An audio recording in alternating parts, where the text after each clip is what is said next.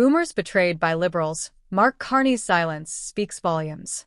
A political storm is brewing in Canada as Prime Minister Mark Carney's silence on the proposed home equity tax has left many uneasy.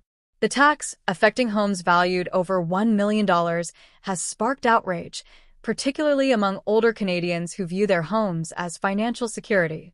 Critics claim it unfairly targets homeowners nearing retirement. Despite growing public concern, Carney and his government have remained silent, raising questions about the proposal's future. This lack of transparency frustrates seniors who have spent years paying off mortgages. The absence of a clear response from Carney's office amplifies uncertainty. The home equity tax proposal aims to tax the increased value of homes exceeding $1 million, starting at 0.2% and potentially rising to 1%. While some progressives see it as addressing the housing affordability crisis, many Canadians view it as an unjust penalty on homeowners. For seniors, their home is their primary source of wealth and security. The sale of a family home often funds retirement, healthcare, and inheritance. Taxing this equity could fundamentally change the financial landscape for seniors who may no longer rely on home sales for retirement plans. The Canadian Taxpayers Federation raised concerns about the tax, revealing meetings between Justin Trudeau's staff and the proposal's organization, despite government denials. This led to speculation about the government warming up to taxing home equity to generate revenue for the growing deficit. Canada's national debt stands at $1.2 trillion, with annual debt servicing costing $53.7 billion. For older Canadians who elected Mark Carney, the prospect of a home equity tax feels like a betrayal. Boomers, who voted for Carney for stability and economic growth, now face the possibility of their wealth being siphoned away to fund fiscal irresponsibility. Carney's silence worries many about their financial futures. Prime Minister Mark Carney's silence on the home equity tax has not gone unnoticed, interpreted by some as tacit approval. Carney's government proposed a $130 billion spending plan, deepening Canada's national debt. With rising interest payments, the government may seek new revenue sources, like the home equity tax. Carney's failure to reject the proposal raises questions about his commitment to homeowners. Carney's leadership, built on strong economic management, is undermined by his reluctance to address the issue. The silence suggests a lack of leadership and failure to stand up for homeowners. The government seems more concerned with appeasing its progressive base than protecting Canadians struggling with inflation and high taxes. Carney's silence occurs when government spending is at an all-time high and fiscal responsibility is crucial. While Liberals claim their policies lead to long-term growth, Canada's national debt is spiraling. The home equity tax could generate revenue but harm the housing market and broader economy.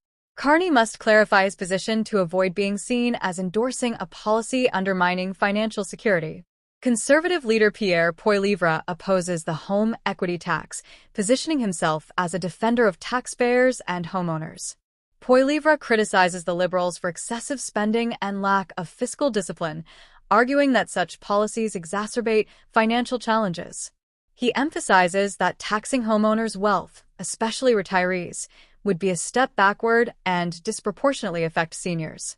In contrast to Carney's silence, Poilievre believes seniors should not be penalized for past financial decisions. His solution lies in reducing government spending, cutting taxes, and encouraging private sector investment. Poilievre's position highlights a significant divide between the leaders on taxation, spending, and economic growth.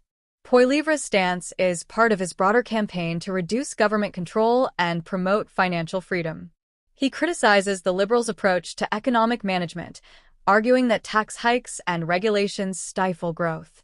For Poilievre, prosperity lies in empowering individuals and businesses without government interference.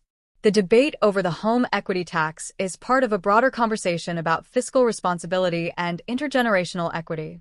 Many question whether it is fair to tax previous generations' wealth to fund current government expenses.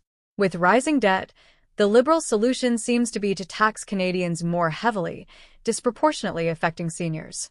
Homeownership has long been a means for building wealth and passing it down. By introducing a home equity tax, the government risks undermining wealth creation.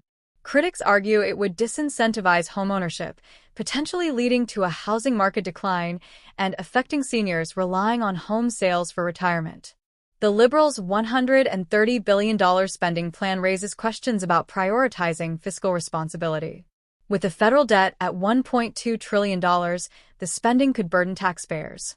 Many question whether this is the right time for such an increase, especially when the country's finances are strained. As the 2025 federal election lay to rest, Canadians face a critical decision about economic policies. Prime Minister Mark Carney's silence on the home equity tax speaks volumes, troubling many Canadians, especially older generations. The tax could change the financial landscape for homeowners, particularly seniors. Conservative leader Pierre Poilievre's opposition to the tax contrasts with Carney's silence.